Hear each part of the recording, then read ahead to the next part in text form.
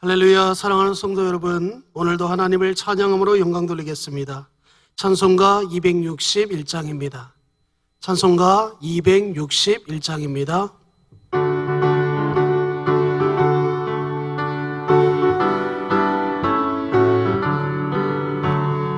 이 세상의 모든 죄를 맑히시는 주의 보혈, 성자 예수 그 귀한 피 찬송하고 찬송하세. 주님 앞을 멀리 떠나 길을 잃고 헤맬 때에 나의 뒤를 따라오사 친히 구원하셨도다.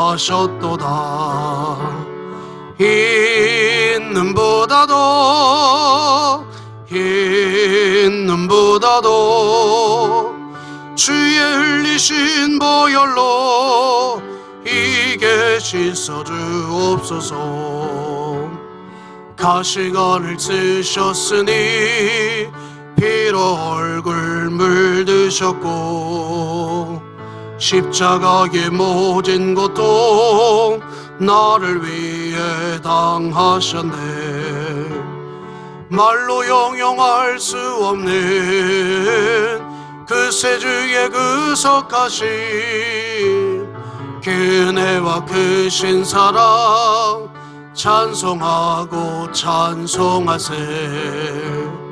흰 눈보다도 주의 흘리신 보혈로 이게 씻어주. 우리 마지막 찬양은 모두 일어나서 찬양하겠습니다. 멀리 떠나 바른 길을 저버리고 여러 가지 죄악으로 주원같이 되었으니 물 같은 것 가지고는 씻을 수가 아주 없네. 주여 귀한 몸의 피로 날 정결케 하옵소서. 흰 눈보다도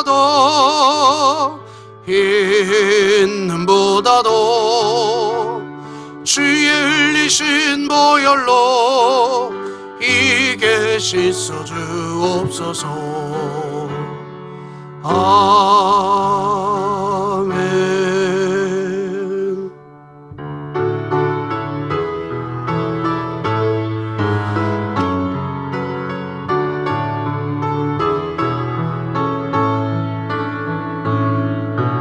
예수 우리 왕이여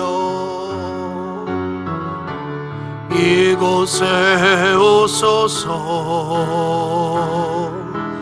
보좌로 주여 임하사 찬양을 받아 주소서. 주님을 찬양하오니 주님을 경배하오니 왕이신 예수여 셔서 좌정하사 다스리소서.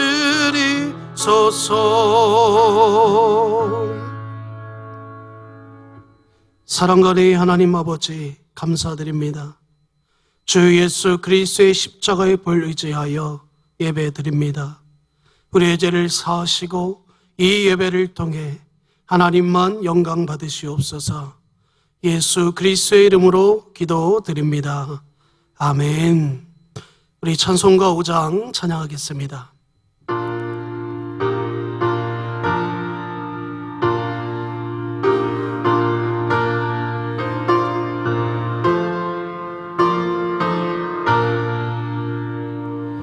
이 천지가 만물들아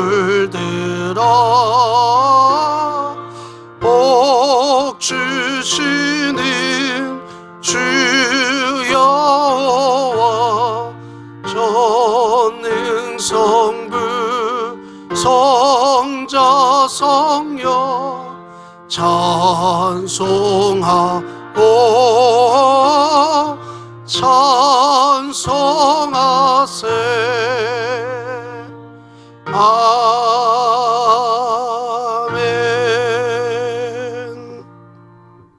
함께 교독하실 성시교독은 67번입니다. 지혜를 얻는 자와 명철을 얻는 자는 복이 있나니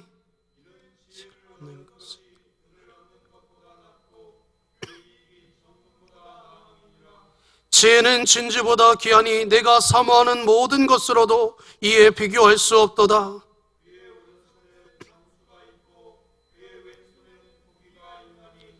그 길은 즐거운 길이요 그의 지름길은 다 평강이니라.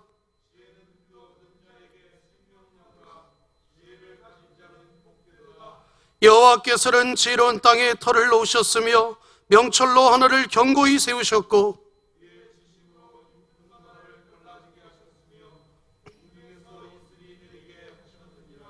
내 아들아 완전한 지혜와 근신을 지키고 이것들이 내 눈앞에서 떠나지 말게 하라.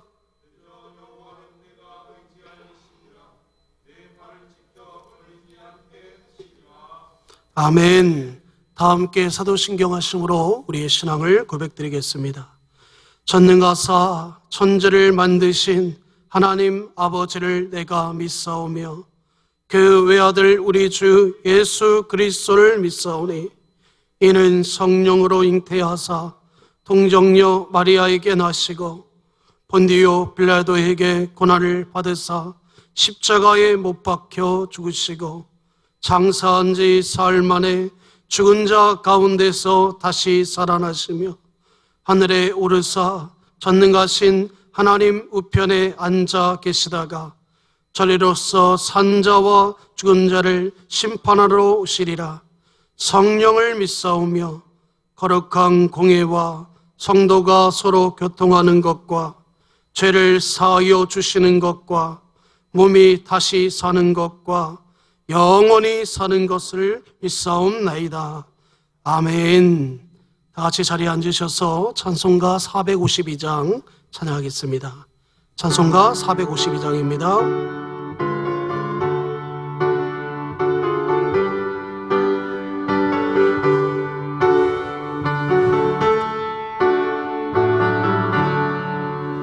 내 모든 소원 기도의 제목 예수님 닮기 원함이라. 예수님 영상 나 입기 위해 세상에 보았기 전에 예수님 닮기 내가 원하네. 예수님을 내 마음속에 지금 거둬서 주님의 영상 앉히소서. 무한한 사랑 풍성한 긍휼 슬픈 자 위로 하시는 주. 길 잃은 죄인 부르는 예수 그 영상 담게 없소서. 예수님 닮기 내가 원하네. 날 구원하신 예수님을 내 마음속에 지금 거둬서 주님의 영상 인치소서. 겸손한 예수 거룩한 주님 원수의 멸시 참으시사 우리를 위해 고난을 받은 그 주를 닮게 없소서. 예수님 닮기 내가 원하네. 날 구원하신 예수님을 내 마음속에 지금 거둬서 주님의 영상 인치소서.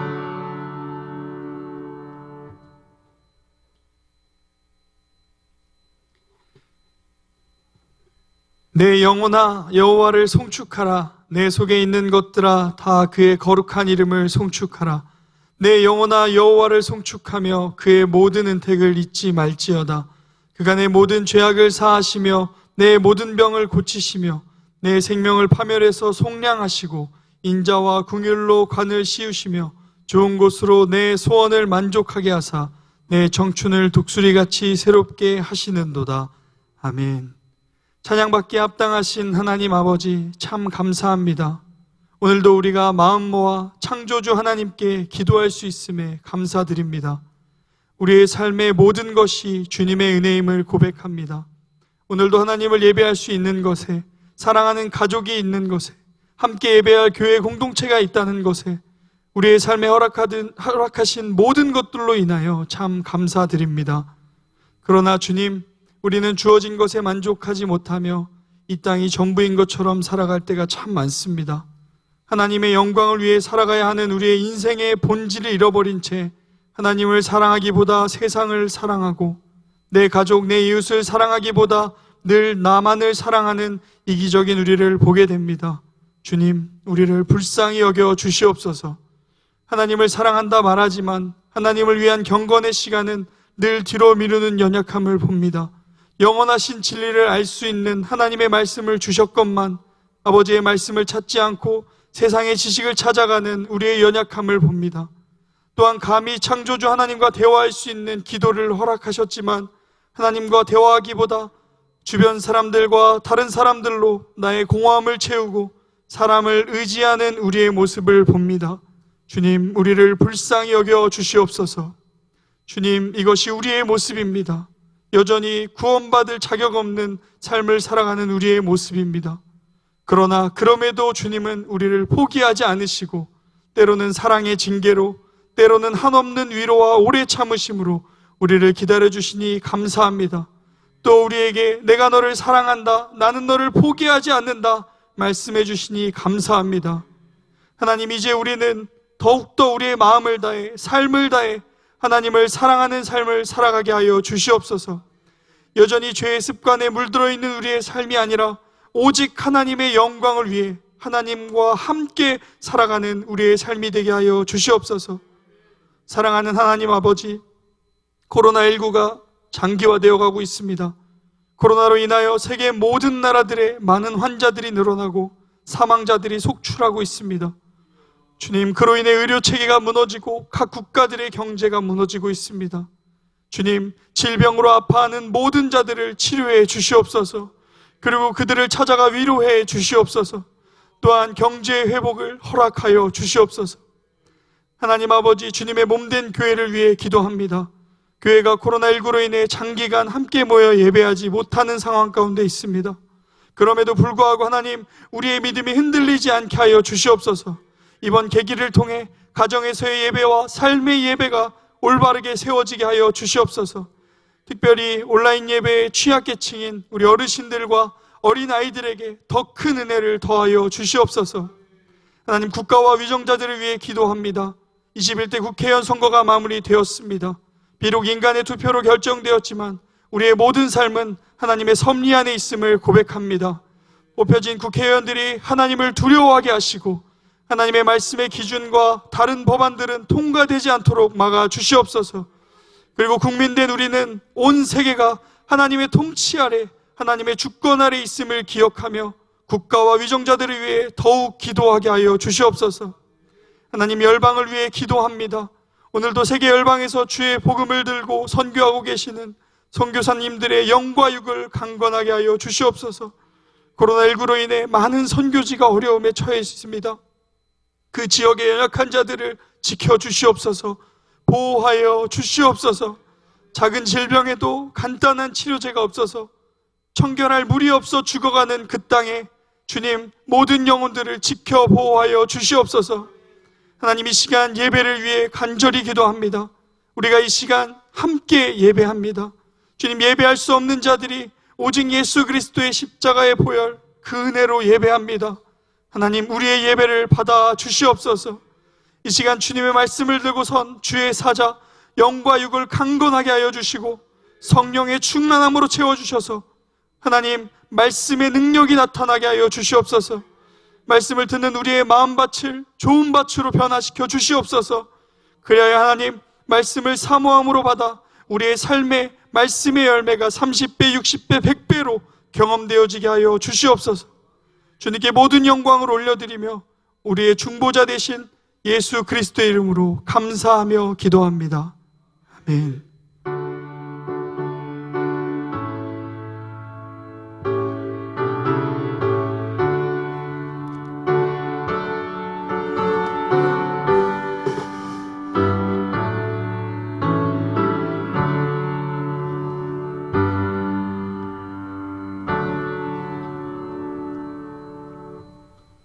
오늘 하나님의 말씀은 출애굽기 14장 10절에서 14절 말씀까지입니다. 구약 성경 103쪽에 있습니다. 출애굽기 14장 10절에서 14절 말씀까지입니다. 출애굽기 14장 10절에서 14절입니다. 다 찾으신 줄 알고 제가 봉독해 올리겠습니다. 바로가 가까이 올 때에 이스라엘 자손이 눈을 들어본즉 애굽 사람들이 자기들 뒤에 이른지라. 이스라엘 자손이 심히 두려워하여 여호와께 부르짖고 그들이 또 모세에게 이르되 애굽에 매장제가 없어서 당신이 우리를 이끌어내어 이 광야에서 죽게 하느냐? 어찌하여 당신이 우리를 애굽에서 이끌어내어 우리에게 이같이 하느냐? 우리가 애굽에서 당신에게 이른 말이 이것이 아니냐? 이르기를 우리를 내버려 두라. 우리가 애굽 사람을 섬길 것이라 하지 아니하더냐? 애굽 사람을 섬기는 것이 광야에서 죽는 것보다 낫겠노라. 모세가 백성에게 이르되 너희는 두려워하지 말고 가만히 있어서 여호와께서 오늘 너희를 위하여 행하시는 구원을 보라. 너희가 오늘 본 애굽 사람을 영원히 다시 보지 아니하리라. 여호와께서 너희를 위하여 싸우시리니 너희는 가만히 있을지니라. 아멘.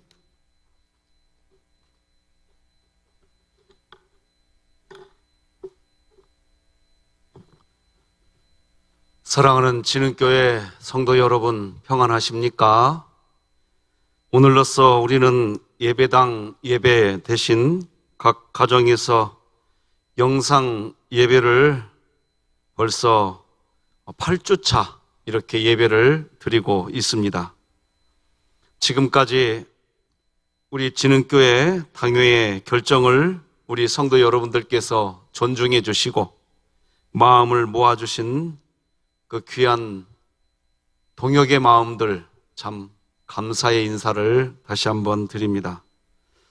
국가 시책과 또 교회의 사회적 책임을 감당하고 우리 진흥교회 성도님들의 건강을 지켜드리기 위해 노력하고 있는 가운데 예배당 예배를 지금 이렇게 잠시 멈추고 영상 예배를 드리고 있는데 앞으로 오늘 이후 우리 진흥교회는 어떻게 해야 될지 이 부분도 오늘 오후에 2시에 임시당회를 열어서 결정을 한 뒤 성도 여러분들께 개별적으로 또는 영상 예배 시간에 광고해 드리도록 하겠습니다. 오늘도 우리가 각 가정에서 예배를 드리지만 하나님 앞에 예배 드리는 시간입니다.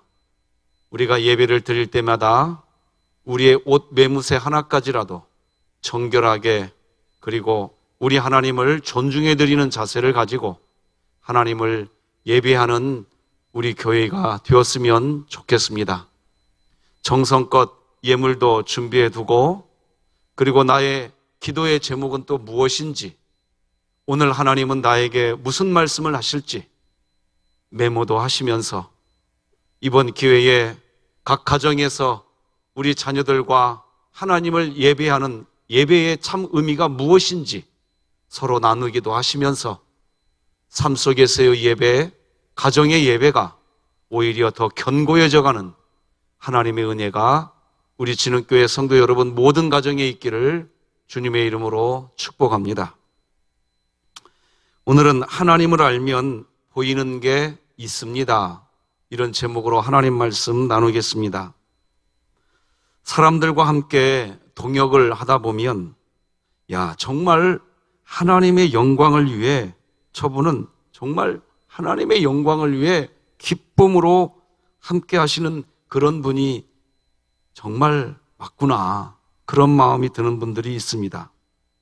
그래서 어떤 때에는 늦은 시간이지만 뭔가 감당해야 할 일이 있어서 조심스럽게 연락을 해봅니다.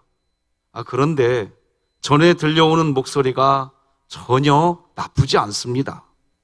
괜찮다고 이야기합니다.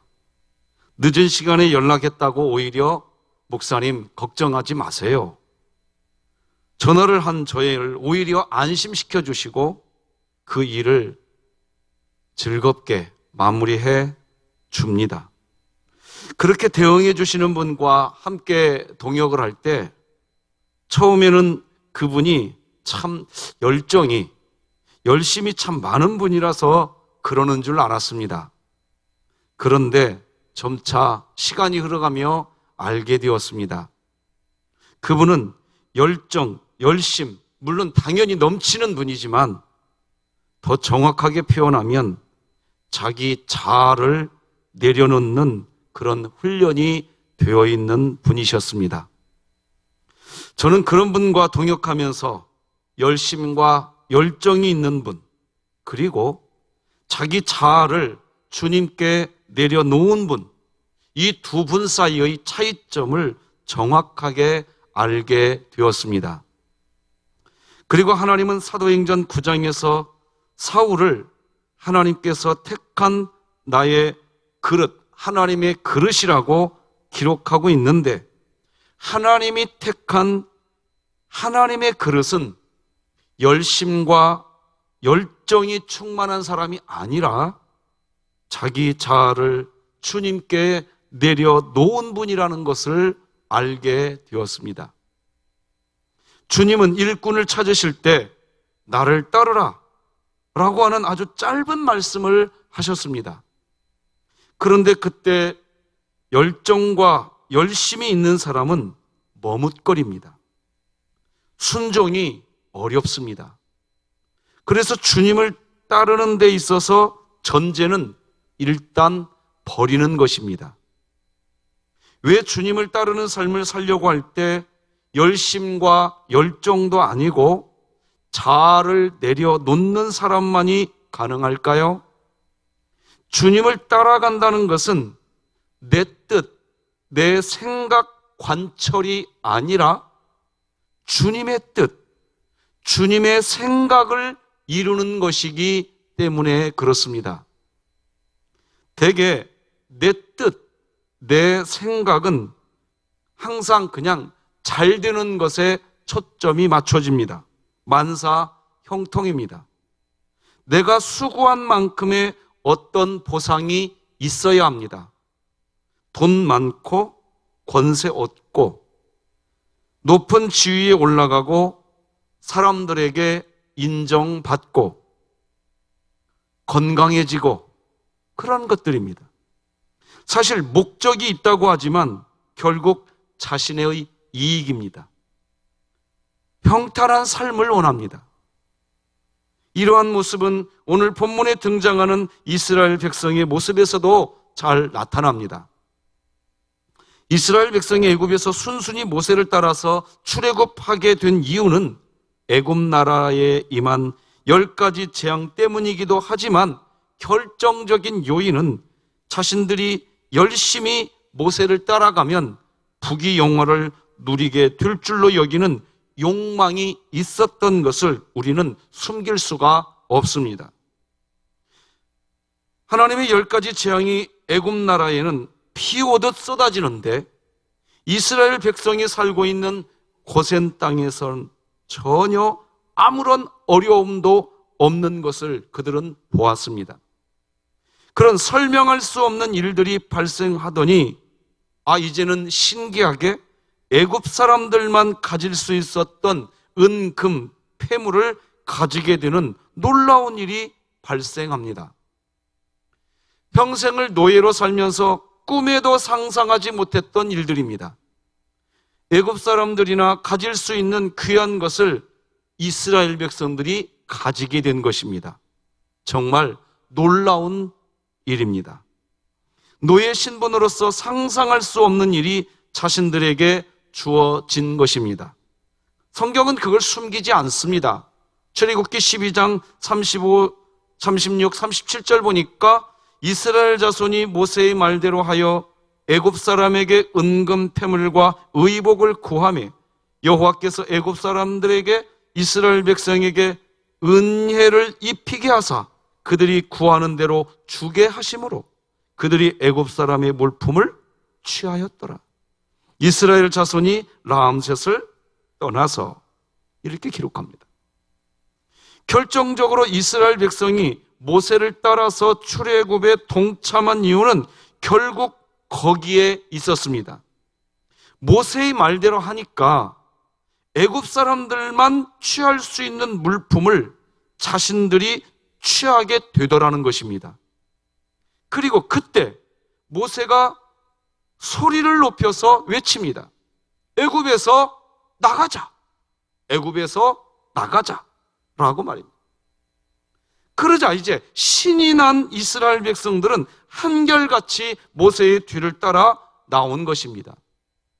성경은 이들이 취한 물품과 가축이 얼마나 많았는지 출애굽기 12장 38절에 이렇게 기록하지 않습니까? 수많은 잡족과 양과 소와 심이 많은 가축이 그들과 함께 하였으며, 자, 평생 한 번도 가져보지 못한 큰 재물을 얻게 된 이들이 얼마나 좋아했는지 단적으로 알 수 있는 것은 이들이 람셋에서 출발한 250만 명의 대인구가 단숨에 50km나 떨어진 숲곳에 단숨에 도착해버립니다. 출애굽기 12장 37절이죠. 이스라엘 자손이 람셋을 떠나서 숲곳에 이르니 간단하게 나와버립니다. 모세를 따라가면 부귀 영화를 누리는 줄 알았습니다. 만사 형통하고 온갖 행복한 일들만 기다리는 줄 알았던 것입니다. 그래서 이들은 열심히 열정적으로 모세의 말에 순종하였고 온갖 짐들을 가지고 그 많은 인구가 단숨에 50km라고 하는 먼 거리를 거침없이 나아간 것입니다. 자, 그런데 그렇게 열정적으로 모세의 뒤를 따라간 이스라엘 백성이 오늘 본문에서는 아주 엉뚱한 이야기를 합니다. 11절 12절입니다. 그들이 또 모세에게 이르되 애굽에 매장지가 없어서 당신이 우리를 이끌어내어 이 광야에서 죽게 하느냐? 어찌하여 당신이 우리를 애굽에서 이끌어내어 우리에게 이같이 하였느냐? 우리가 애굽에서 당신에게 이른 말이 이것이 아니냐? 이르기를 우리를 내버려 두라. 우리가 애굽 사람을 섬길 것이라 하지 아니하더냐? 애굽 사람을 섬기는 것이 광야에서 죽는 것보다 낫겠노라. 이렇게 이야기합니다. 작가 정여울 씨의 그때 나에게 미처 하지 못한 말이라는 책이 있습니다. 이 책에서 작가는 이런 말을 합니다. 원하는 것들로부터 나를 지켜주소서.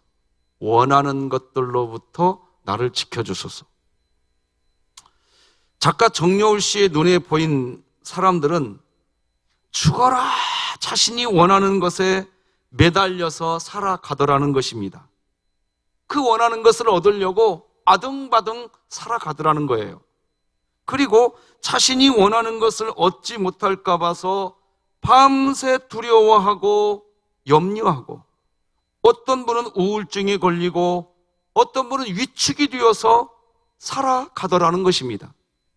그러니까 결국 사람들은 자신이 그렇게 원하는 것, 그것에 갇혀서, 그것에 붙잡혀서 자기 스스로를 불행하게 만들면서 살아가고 있더라는 것입니다.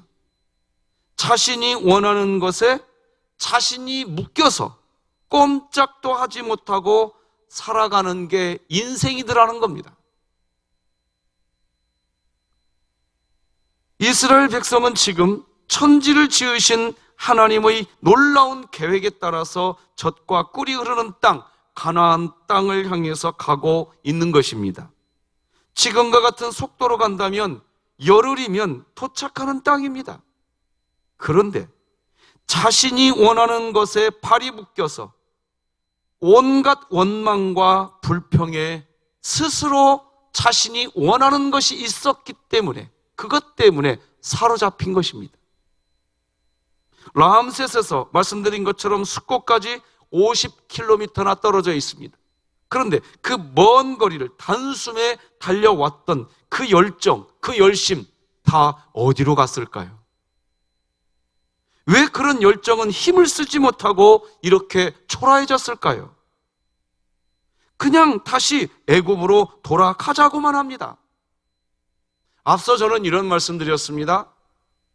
열정과 열심을 가지고 있는 사람과 자아를 부인할 수 있는 사람, 여러분은 누구하고 동역하고 싶어 하십니까?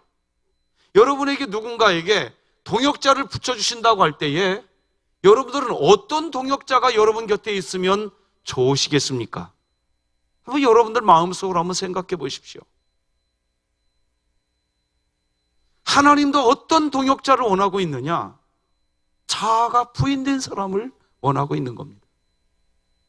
그래서 예수님이 누구든지 나를 따라오려거든 자기 십자가를 지고 자기 자신을 부인해야 한다 그랬습니다. 여러분 신앙생활 열심으로 하지 마십시오. 열정으로 하려고도 하지 마세요. 내 자아를 십자가에 못 박혔다고 고백하시기 바랍니다. 중세 신비주의자 마이스터 에크하르트는 다 없어져도 사라지지 않는 기쁨, 다 없어져도 사라지지 않는 기쁨에 대해서 말했습니다. 다 없어져도 사라지지 않는 기쁨이 진짜라고 이야기합니다. 있어야만 기쁘고 있어야만 웃을 수 있다면 그것은 가짜라고 이야기합니다. 없어도 사라지지 않는 것이 진짜인 것입니다. 우리에게 지금 예배당 예배가 없습니다. 각 가정에서 영상 예배를 드리고 있습니다. 그러나 하나님으로 충분한 신앙, 그게 진짜 신앙입니다. 8주차 가정에서 영상 예배로 드리고 있지만 믿음이 흔들리지 않고 있는 우리 진흙교회가 되기를 주님의 이름으로 축복합니다. 여러분의 믿음은 재물과 권력, 사람들의 인정, 건강과 학력, 편안한 인생, 그런 것이 없어도 여전히 주님을 따르는 믿음이신가요? 혹시 그런 것들이 있어야만, 충족되어야만 주님을 따르고 있지는 않느냐? 이겁니다. 아무것도 없는데도 여전히 하나님으로 충분하신가요?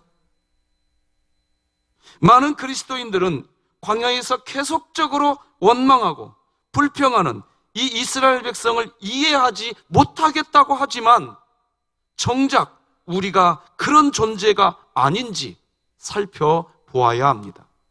이것이 없어서 못하겠다고 하고 저것이 없어서 할 수 없다고 이야기하고 이런 상황인데 어떻게 하나님을 믿느냐고 이야기하고, 만약에 그렇다면 우리의 신앙이 가짜인지는 아닌지 점검해 봐야 됩니다.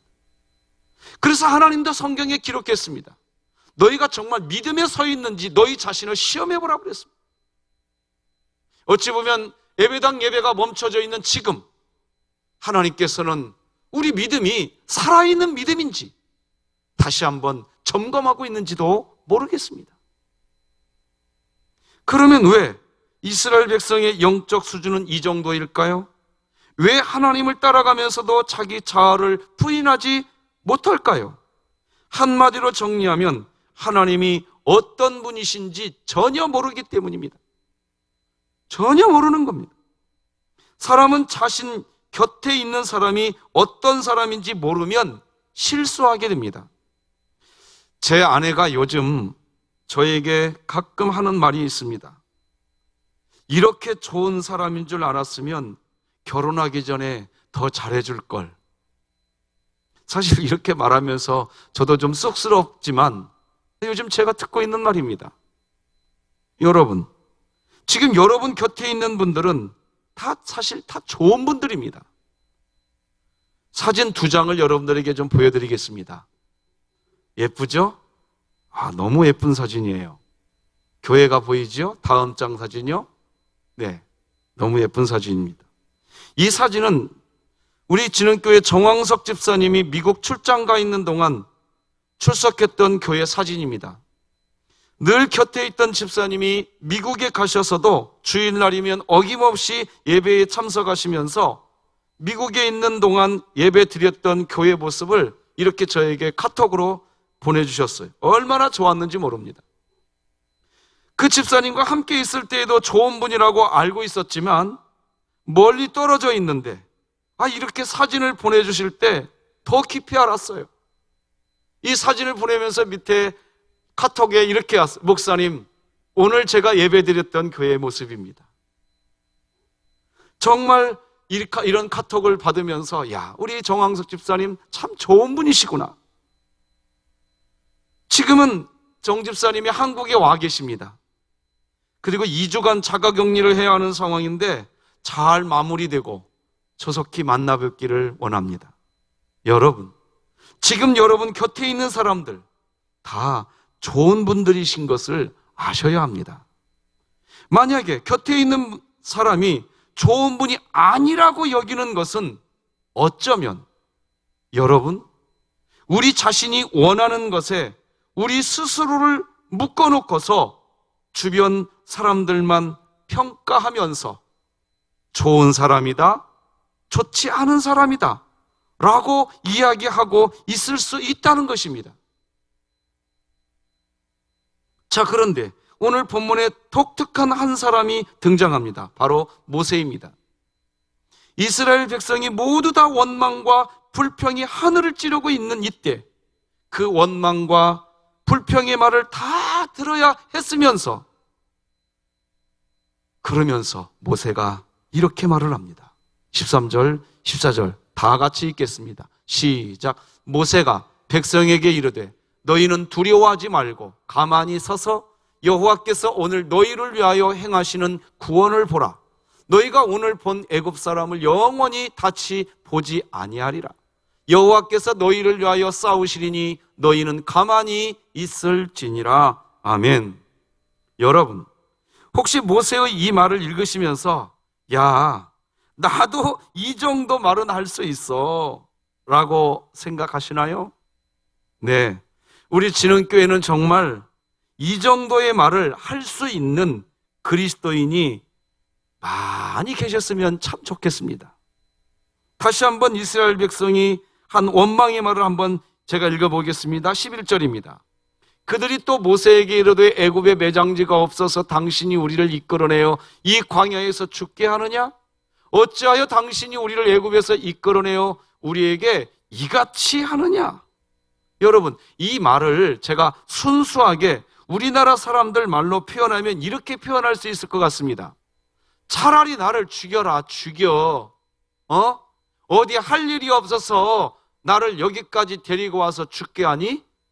아니, 애굽에는 내가 죽고 나면 매장할 땅이 없어서 나를 이곳까지 데려왔니? 이런 내용입니다. 제가 사실 설교 시간이라 그래도 좀 완곡하게 지금 표현했지 좀 더 심하게 표현해도 된다고 하면 이 말은 얼마든지 더 심하게 표현할 수 있는 말입니다. 지금 이런 식의 말을 모세가 들었는데 모세가 지금 뭐라고 이야기합니까? 일단 두려워하지 말라고 하면서 마음을 안정시켜 줍니다. 그리고 너희에게 뭘 하라고 하지 않을 테니 그냥 가만히 있으라고 말해줍니다. 하나님이 일을 해 주실 것이라고 이야기하십니다. 하나님이 싸워줄 거라고 이야기합니다. 14절 다 같이 큰 목소리를 읽어봅시다. 시작. 여호와께서 너희를 위하여 싸우시리니 너희는 가만히 있을지니라. 아멘. 여기 보면 여호와께서 너희를 위하여 싸우시리니 너희는 가만히 있을지니라 라고 하는 말씀이 나옵니다. 이 말씀이 어떤 의미인지 좀 구체적으로 알고 싶었습니다. 그런데 지난주 목요일 날 70세 이상 어르신들로 구성된 우리 진흥교회 소망구역 식구들을 신방을 했습니다. 코로나19로 인해서 거의 집에 갇혀 있다시피 하신다고 하여서 짧은 시간이나마 우리 어르신들 기도해드리고 싶어서 신방을 했습니다. 오종인 명예권사님은 1925년도에 출생하신 분이시기에 올해 연세가 제가 알기로는 96세가 되십니다. 정종길 권사님은 86세가 되시고요. 정요임 집사님은 올해 90세가 되십니다. 이렇게 연세가 있으신 이 어른들께서 담임 목사가 신방을 왔다고 집 밖으로 막 나오려고 하시는 거예요. 그래서 제가 그 모습을 보면 그 어르신들을 볼 때마다 제가 막 달려가면서 이렇게 얘기했어요. 아이고 어르신 가만히 계세요. 제가 갈게요. 가만히 계세요. 제가 갈게요. 이렇게 말해드렸습니다. 그렇게 말하면서 14가정을 신방을 다 마치고 교회로 돌아오는 길에 문득 오늘 본문의 말씀이 가슴에 콕 하고 꽂히는 느낌이 왔습니다. 제가 어르신들을 신방할 때 어르신들이 한결같이 다 걸음걸이가 불편하신 분들이십니다. 그래서 그 사실을 제가 너무나 잘 알기에 가만히 계시라고 했습니다. 제가 간다고 했습니다. 내가 갈 테니 거기 그냥 가만히 계시라고 했습니다. 실제로 얼른 제가 달려갔습니다. 그렇게 해드리고 싶었습니다. 그래서 어르신들을 만나 뵐 때 더 많은 움직임을 제가 해야 했지만 그것이 저에게 오히려 기쁨이었습니다. 그냥 가만히 계시라고 말씀드렸습니다. 왜 모세는 여호와께서 너희를 위하여 싸우시리니 너희는 가만히 있을지니라 이렇게 이야기했을까요? 저는 그때 이 말씀이 가슴으로 혹 다가오는 느낌을 받았습니다. 모세는 알고 있었습니다. 하나님이 어떤 분이신지 알고 있었어요. 그저 원망하고 그저 불평하는 이스라엘 백성들이지만 그들을 위해 여전히 뭔가 더 해주고 싶으신 하나님. 설령 원망과 불평을 하지만 그렇게 이야기한다고 꾸중하는 것을 기뻐하는 분이 아니시고 여전히 그들을 사랑하고 계신 하나님. 그 하나님을 모세는 정확하게 알고 있었던 것입니다. 살아가다 보면 인생의 짐이 무겁다는 것을 가끔 느끼게 될 때가 있습니다. 그냥 주저앉고 싶을 때가 많이 있습니다. 이 근심, 저 근심으로 정신 차릴 여유도 없을 때가 있습니다.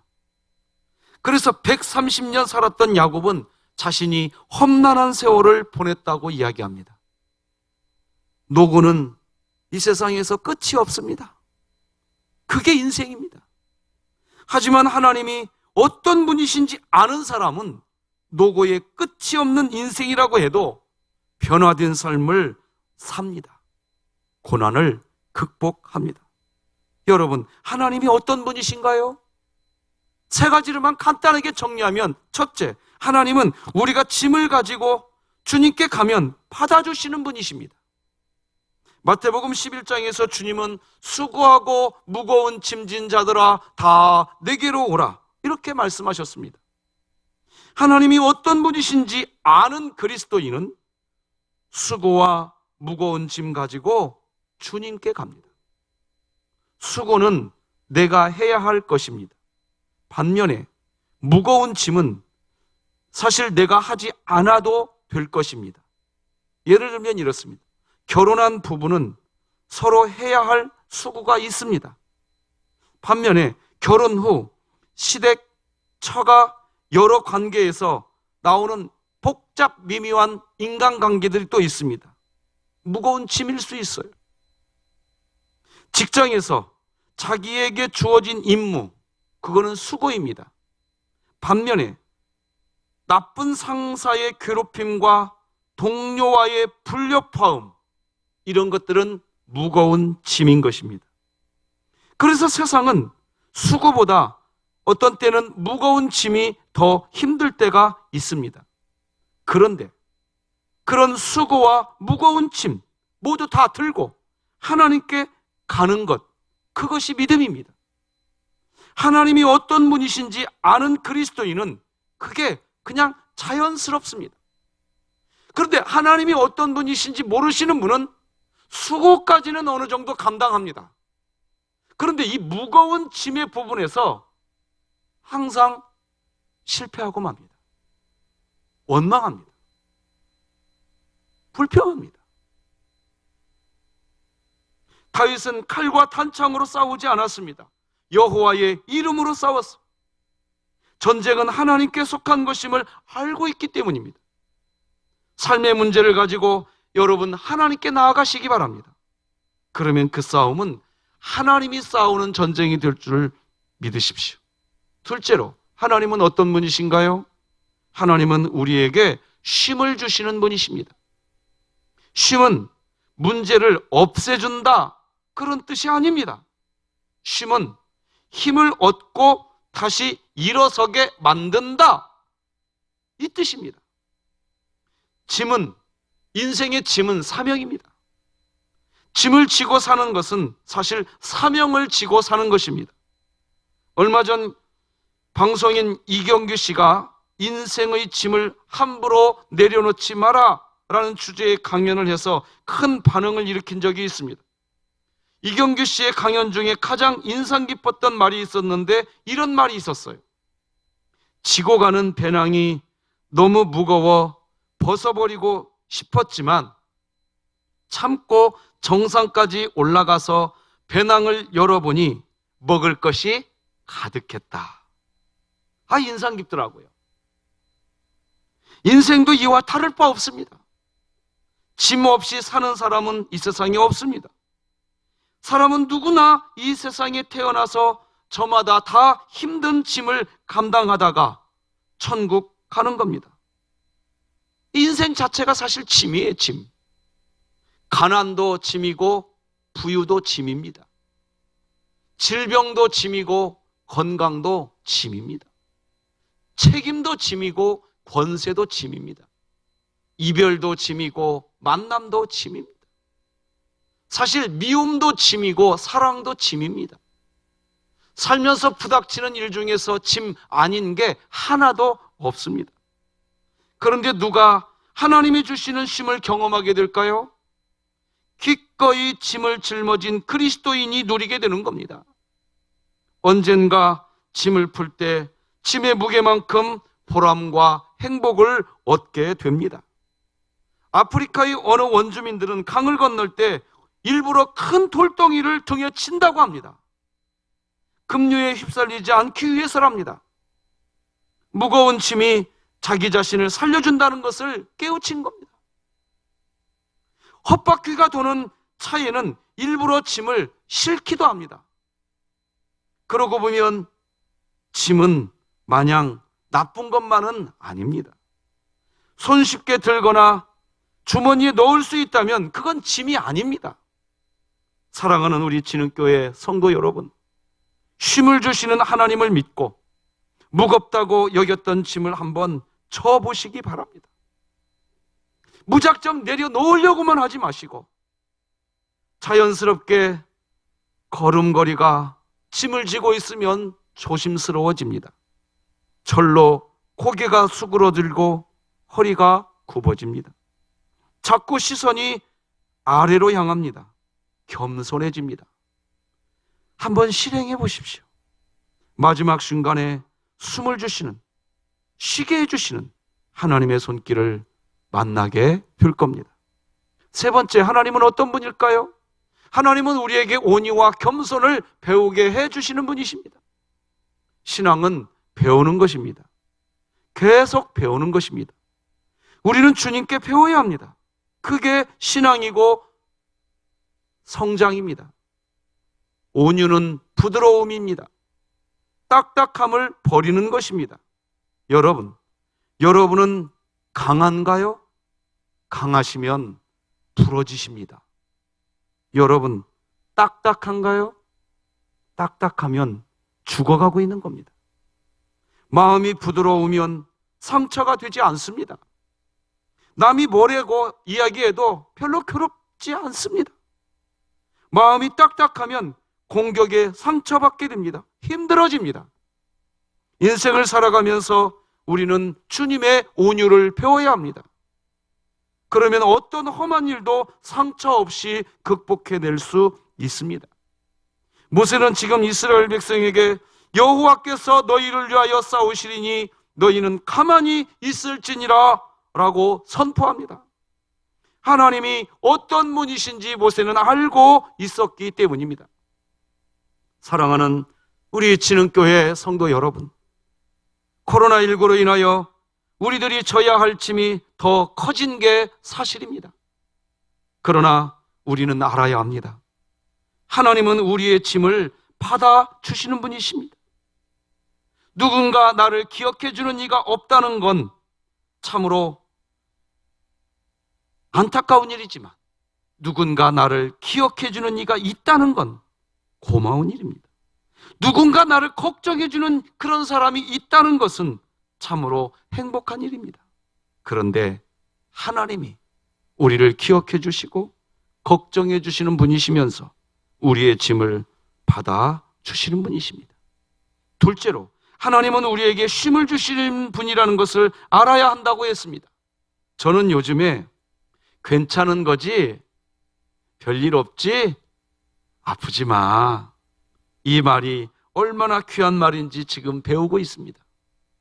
코로나19로 인해서 저를 걱정해 주시는 분들이 저에게 전화를 주셔서 해주시는 말입니다. 괜찮은 거지? 별일 없지? 아프지 마. 자, 여러분 가족끼리 한번 해보십시다. 자, 따라서 해보세요. 괜찮은 거지? 그래요, 잘하셨어요. 이번 한 번 더. 별일 없지? 별일 없지? 네, 잘하셨어요. 마지막 한 번만 더 해봅시다. 서로 가족끼리 손잡고 아프지 마. 네. 저는 요즘에 이 말이 얼마나 좋은지 모르겠어요.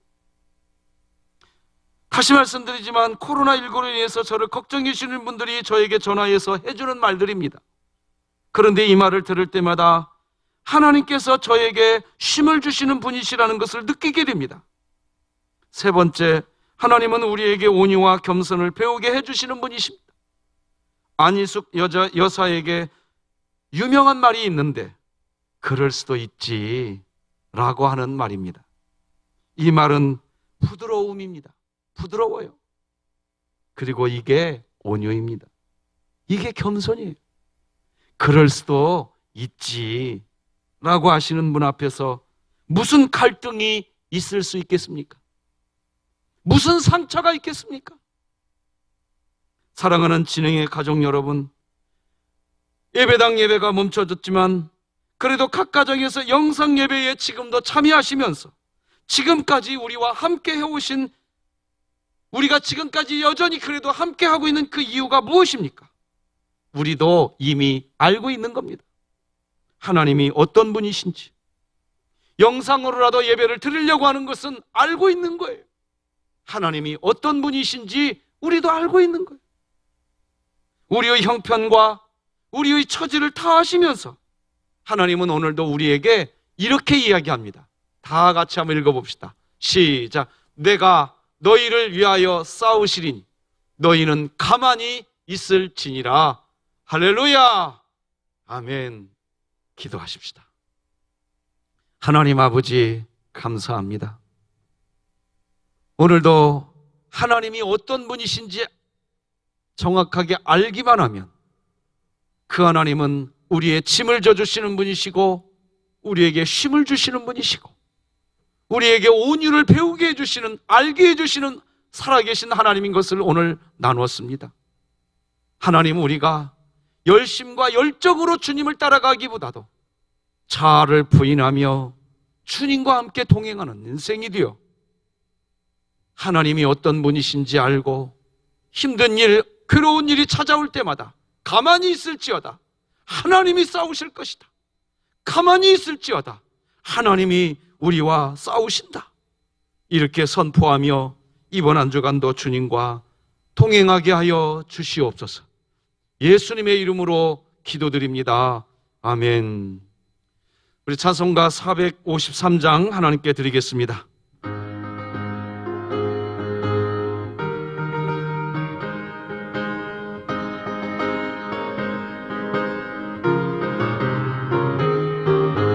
예수도 알기 원하네. 크고도 넓은 은혜와 대속해 주신 사랑을 간절히 알기 원하네. 내 평생의 소원, 내 평생의 소원, 대속해 주신 사랑을 간절히 알기 원하네. 성령이 스승 되셔서 진리를 가르치시고 거룩한 뜻을 깨달아 예수를 알게 하소서. 내 평생의 소원, 내 평생의 소원, 대속해 주신 사랑을 간절히 알기 원하네. 성령의 감화 받아서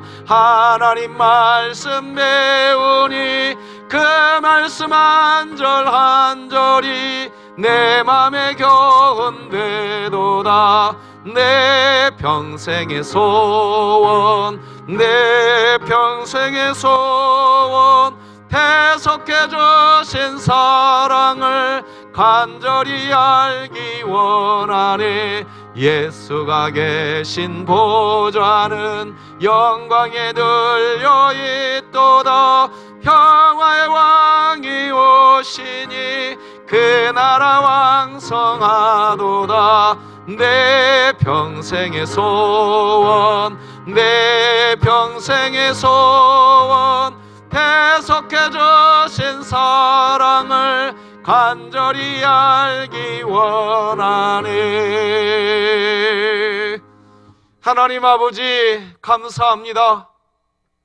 하나님이 어떤 분이신지 우리가 이미 알아버렸기에 이 세상에 재물이 우리의 주인이 될 수가 없고 언제나 변함없으신 하나님, 일을 계획하시고 그 일을 성취하시는 하나님, 우리의 영원한 왕이신 하나님이 우리 인생의 주인인 줄 알아 오늘도 10의 1조와 선교 예물, 구제 예물과 감사 예물, 이삭죽기 마당에 참여하며 추정헌금과 성미를 구별하고 리모델링의 마음을 묶으며 우리 하나님을 높여드리기를 소망합니다. 하나님 아버지, 계좌 이체로 하나님을 찬양하고 하나님께 예물을 드리고 정성껏 예물을 준비하였다가 예배당에 가지고 오는 우리 성도들의 이 따뜻한 정성이 우리 하나님의 영광이 되게 하여 주시옵시고, 사랑하는 성도들의 이 정성이 하나님 친히 권념하여 주시어서 하나님이 은혜를 주시려거든 30배, 60배, 100배, 만배로 채우시는 역사로 우리 사랑하는 성도들의 심령과 가정을 지켜보호하여 주시옵시고 하나님 영광 거두어 주시옵소서. 예수님의 이름으로 기도드립니다. 아멘. 할렐루야. 우리 각 가정 안에 있는 우리 성도 여러분, 우리 한번 이렇게 서로 인사해 보십시다. 하나님은 언제나 우리를 사랑하십니다. 자, 시작. 하나님은 언제나 우리를 사랑하십니다. 예, 하나님은 언제나 우리를 사랑하십니다. 영상으로 교회 소식 듣겠습니다.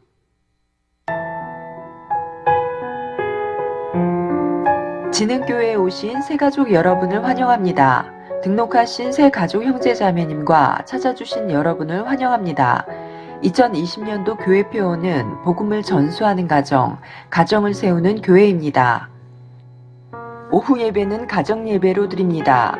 가정 예배 자료는 교회 홈페이지 나눔터에서 우리 집 가정 예배로 들어가 확인하시기 바랍니다. 코로나19 상황에 따른 경건 운동을 위한 성경 통독이 4월 1일부터 4월 30일까지 있사오니 많은 참여 바랍니다. 매일 새벽 예배 업로드 시간이 오전 5시에 있습니다. 수요 예배 업로드 시간이 오후 7시 30분에 있습니다. 주일 낮 예배 업로드 시간이 오전 9시와 11시에 있습니다. 유튜브 진흥교회 채널에서 시청 가능하며 유튜브 진흥교회에 가입해 주시기 바랍니다. 서수원 이노회 제57회 정기노회가 4월 20일 수원 서부교회에서 있습니다. 임시당회가 금일 오후 2시 당회실에서 있으며 예배 결정사항은 임시당회 후 성도님들께 개별 연락드리겠습니다. 예배 시간에 드린 건축헌금과 일반 헌금은 진흥교회 계좌인 새마을금고 계좌로 보내주시기 바랍니다.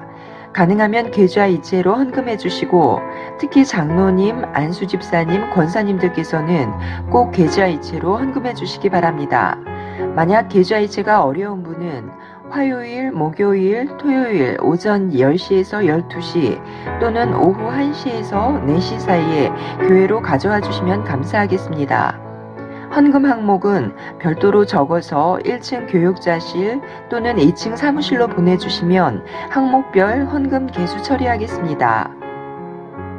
장윤주 집사님의 시모 되시고 최준혁 청년의 조모 되시는 고 손용화님께서 소천하셨습니다. 유족들에게 하나님의 위로가 있으시기 바랍니다.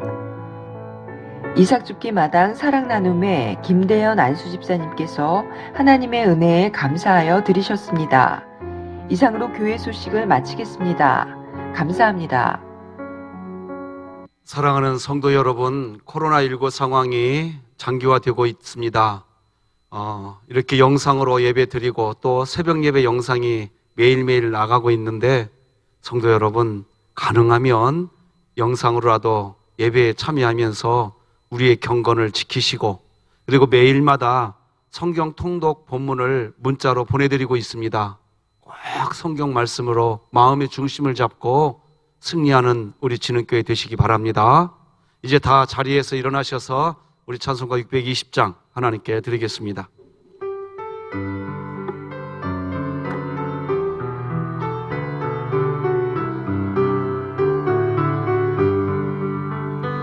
여기에 모인 우리 주의 은총 받은 자여라.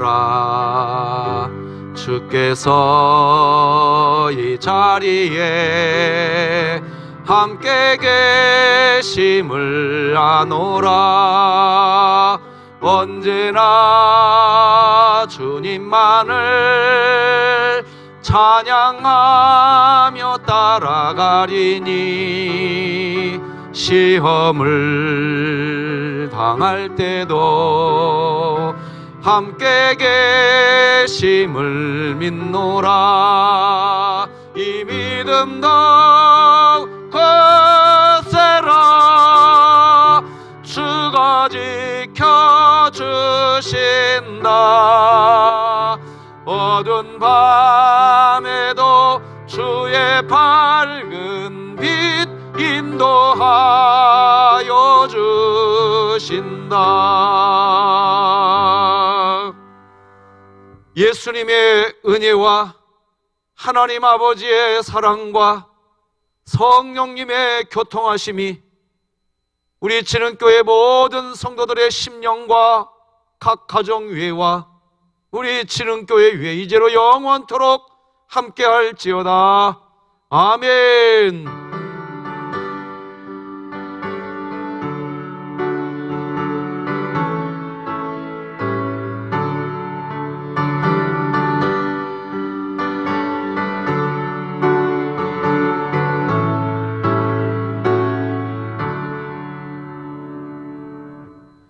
예배 마쳤습니다. 성도 여러분, 오늘 주일 우리 주님과 함께 온전히 동행하시는 복된 삶 사시기 바랍니다. 감사합니다.